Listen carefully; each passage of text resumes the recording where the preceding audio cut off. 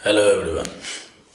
अब देखिए हम लोग क्वेश्चन नंबर 153 देखेंगे। एक पोटेंशियल एनर्जी डायग्राम दिया हुआ है और पोटेंशियल एनर्जी डायग्राम में हमसे बोलता है कि ये एक्स के बारे में बताइए, एक्स क्या है।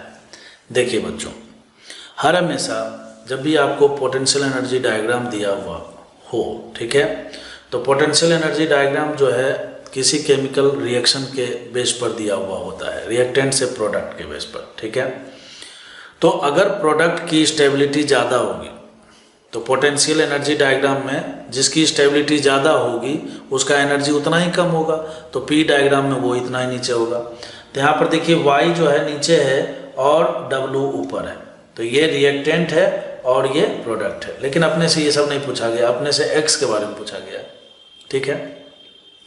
तो रिएक्टेंट से, है ना, रिएक्टेंट से, ठीक है, रिएक्टेंट से जब भी प्रोडक्ट बनता है, ठीक है, प्रोडक्ट मिलता है,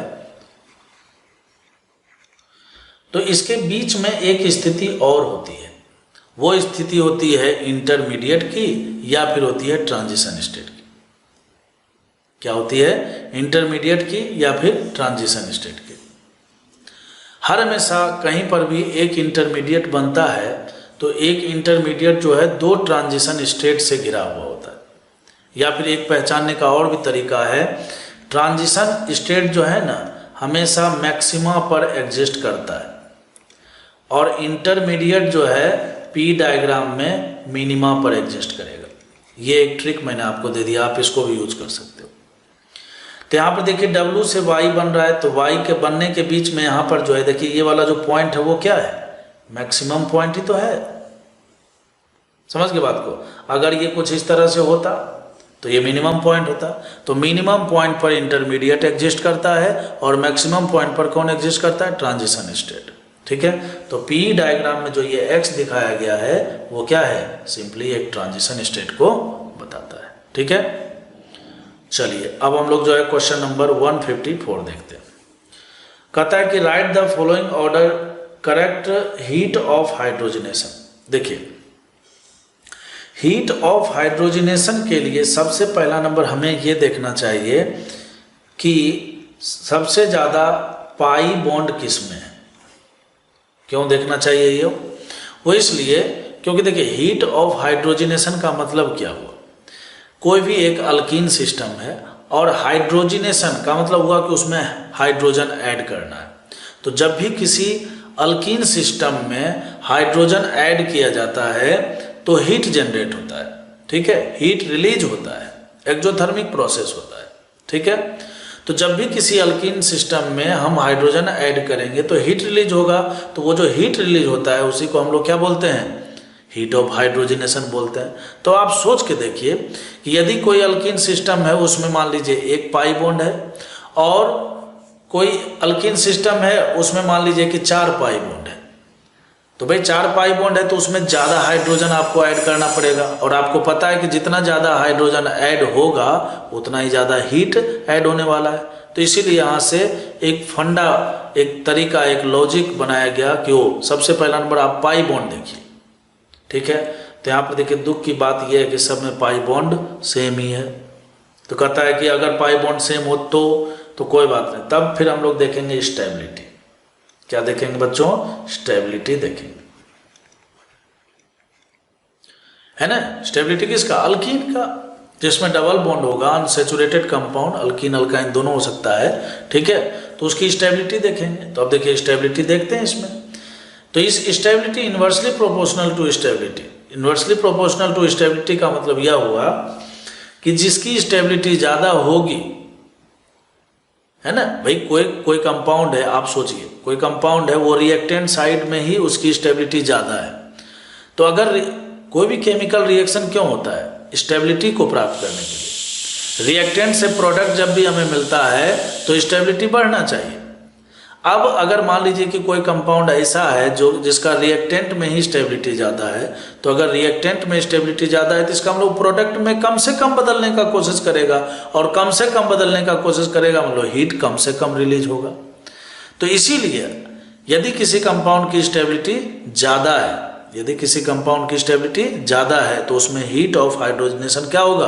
कम होगा। ये मैंने आपको लॉजिक बता दिया, ठीक है, इसको याद रखिएगा, हमेशा काम आएगा। ठीक है, तो स्टेबिलिटी हमें देखना है। अब देखिए यहाँ पर बच्चों सबसे पहला नंबर तो देखिए साइक्लोप्रोपेन रिंग है, और साइक्लोप्रोपेन रिंग है तो आपको पता है कि यहाँ पर ये मिसिंग है, यहाँ पर बच्चों CH3 भी है। ठीक है, ये मिसिंग है। तो यहाँ पर देखिए साइक्लोप्रोपेन रिंग दिया हुआ है, सभी के सभी आइसोमेरिक है। आइसोमेरिक करने का मतलब है कि सभी में कार्बन की संख्या सेम है, मोलिकुलर फॉर्मूला सेम है, DU सेम है। समझ गए बात को? ओके। तो अब इन तीनों स्ट्रक्चर को अगर आप गौर से देखिए तो इसमें हमें स्टेबिलिटी पता करना है। ठीक है, तो ये जो देखिए फर्स्ट और थर्ड है ना, फर्स्ट और थर्ड में बच्चों यहाँ पर देखिए ये वाला कार्बन sp2 है और ये वाला कार्बन sp2 है, और यहाँ पर भी देखिए इसमें भी sp2 कार्बन है और sp2 कार्बन है। ठीक, और इस वाले में देखिए एक ही sp2 कार्बन। तो अगर गौर से इन तीनों में अगर आप कंपेयर कीजिएगा तो आपको पता लगेगा कि इन तीनों में ज़्यादा स्टेबल 2 है। सवाल उठता है क्यों? देखिए एंगल स्ट्रेंथ तो तीनों में है, इसमें कोई शक की बात नहीं, लेकिन यहाँ पर जो है ना ये sp2 हाइब्रिडाइज्ड होने के कारण जो है एक एंगल में इसका एंगल स्ट्रेंथ ज़्यादा है, जबकि यहाँ पर क्या हो रहा है, दो कार्बन sp2 हाइब्रिडाइज्ड है, तो इसके रिस्पेक्ट में इसमें दो कार्बन पर दो एंगल पर एंगल स्ट्रेंथ ज़्यादा है। समझ गए बात को? और एंगल स्ट्रेन बढ़ने का मतलब है स्टेबिलिटी घटना। समझ गए बात को? अच्छा, तो इसका मतलब ये बात तो तय हो गया, अगर हम स्टेबिलिटी ऑर्डर को लिखना चाहें, स्टेबिलिटी ऑर्डर को लिखना चाहें तो 2 का स्टेबिलिटी सबसे ज़्यादा होने वाला है। चलो बहुत बढ़िया। लेकिन अब बच्चे बोलेंगे कि सर अब बताओ, अब तो फंसे आप 1 और 3 में, तो दोनों में तो एक ही सिचुएशन है। ठीक है भाई, सिचुएशन एक ही है, लेकिन हम क्या करेंगे, अब जब दोनों में एक ही सिचुएशन हो गया तो अब देखेंगे कि इसको स्टेबिलिटी कैसे मिल रहा है। तो इसको अल्कीन सिस्टम को स्टेबिलिटी मिलता है हाइपर कंजुगेशन से। किससे मिलता है? हाइपर कंजुगेशन से। तो हम देखेंगे कि अल्फा H किस में ज़्यादा है, बताइए। इसमें अल्फा H देखिए डबल बॉन्ड के ठीक बगल वाले कार्बन पर यहाँ पर अल्फा H 1 है, और इसके पास देखिए अल्फा H कितना है, इसके पास जो है अल्फा H 2 तो यहाँ पर है और 3 यहाँ पर है, 2 3 5 यहाँ पर। इसका मतलब 3 की स्टेबिलिटी ज़्यादा है 1 से। ठीक है, और हम जानते हैं स्टेबिलिटी के इन्वर्सली प्रोपोर्शनल होता है हीट ऑफ हाइड्रोजनेशन। तो हीट ऑफ हाइड्रोजनेशन का ऑर्डर क्या हो जाएगा, 1 का ज़्यादा होगा, फिर 3 का होगा और फिर 2 का हो जाएगा। तो 1 3 2, देखिए ये 1 3 और 2, ये ऑप्शन नंबर ए इसका करेक्ट आंसर है। समझ में आई बात? चलिए और आगे बढ़ते हैं। 155 में देखिए, 155 देखिए सेम टू सेम क्वेश्चन है हीट ऑफ हाइड्रोजनेशन पर। ये सब का सब देखिए बच्चों, सब के सब में number of pi bond same है। इसका मतलब ये बात तय हो गया कि हीट ऑफ हाइड्रोजनेशन जो है हमें स्टेबिलिटी से देखना होगा, है ना। स्टेबिलिटी के इन्वर्सली प्रोपोर्शनल होगा, और अल्कीन में स्टेबिलिटी हम देखते हैं नंबर ऑफ अल्फा H से। देखिए अल्फा H इसमें कितना है, देखिए 3 3 6 और यहाँ पर 4 10 है। इसमें अल्फा H की बात करते हैं तो देखिए इसमें अल्फा H कितना है, देखिए यहाँ पर 1 इधर है और 2 इधर है, 3 यहाँ पर है। इसमें अल्फा H की बात कीजिए तो इसमें कितना है, 4। इसका मतलब अगर हम स्टेबिलिटी ऑर्डर की बात करें, स्टेबिलिटी ऑर्डर की बात करें तो जिसके पास जितना ज़्यादा अल्फा H होगा उसके पास उतना ही ज़्यादा हाइपर कंजुगेटिव स्ट्रक्चर होगा, उसकी स्टेबिलिटी उतनी ही ज़्यादा होगी। तो बोले तो यहाँ पर 1 की स्टेबिलिटी ज़्यादा, फिर 3 की और फिर 2 की। ठीक है, तो बताइए हीट ऑफ हाइड्रोजनेशन क्या होगा, जस्ट इन्वर्सली हो जाएगा। तो 2 is greater than 3 is greater than 1। तो 2 3 1 देखिए कहाँ दिख रहा है, ऑप्शन नंबर सी में दिख रहा है। समझ में आई बात? चलिए और आगे बढ़ते हैं। 156 में कहता है कि which of these structure is practically not a valid canonical structure of formaldehyde. देखिए इसमें जो है कहता है कि कौन सा इसका जो है कैनोनिकल स्ट्रक्चर नहीं है, मतलब रेजोनेटिंग स्ट्रक्चर नहीं। सिंपल सी बात है, देखिए यहाँ पर आपको पता है कि इलेक्ट्रोनिगेटिविटी का डिफरेंस है।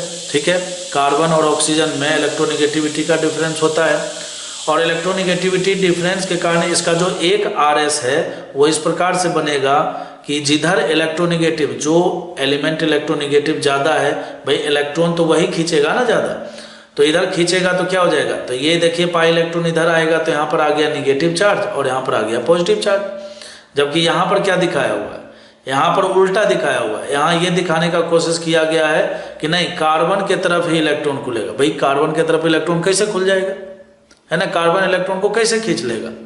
इलेक्ट्रॉन की ऑक्सीजन की इलेक्ट्रोनेगेटिविटी ज़्यादा है तो इलेक्ट्रॉन को खींचने का ताकत ज़्यादा किसके पास है? ऑक्सीजन के पास है। तो इसका मतलब पोलराइजेशन जो होगा, पाई इलेक्ट्रॉन का जो डीलोकलाइजेशन होगा वो किधर होगा? ऑक्सीजन के तरफ होगा। तो ये जो ऑप्शन नंबर 3 में जो बात किया गया है ये बिल्कुल गलत बात है ना?